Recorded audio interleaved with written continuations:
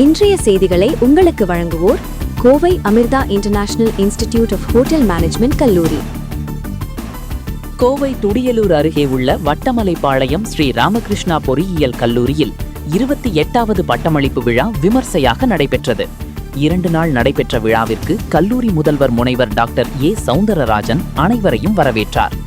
SNR sons அறக்கட்டளையின் நிர்வாக அறங்காவலர் டாக்டர் சுந்தர் ராமகிருஷ்ணன் தலைமை தாங்கினார். முதலாம் நாள் விழாவில் L&T மைண்ட்ரி கோயம்புத்தூர் பிரிவின் மூத்த இயக்குனர் ஹரிணி சம்பத்குமார் சிறப்பு விருந்தினராக கலந்து கொண்டு சிறப்புரையாற்றினார். தொடர்ந்து தகவல் தொழில்நுட்பம், கணினி அறிவியல் மற்றும் பொறியியல், mechanical engineering, aeronautical engineering, civil engineering மற்றும் ஆகிய துறைகளை சேர்ந்த 496 பேருக்கு பட்டங்களை வழங்கினர். 2ஆம் நாள் நடைபெற்ற விழாவிற்கு இந்திய அரசின் தரநிலைப்படுத்தல் சோதனை மற்றும் தரச்சான்றிதழ் இயக்குநரகத்தின் மின்னணுவியல் மற்றும் தகவல் தொழில்நுட்ப அமைச்சகத்தின் இயக்குனர் ஜெனரல் வெள்ளைப்பாண்டி சிறப்பு விருந்தினராக கலந்து கொண்டு உரையாற்றினார். தொடர்ந்து electronics and communication engineering, electrical and instrumentation engineering, electrical and electronics engineering, biomedical engineering, robotics and automation மற்றும் MBA துறையை சேர்ந்த 468 மாணவ மாணவியருக்கு பட்டம் வழங்கினார்.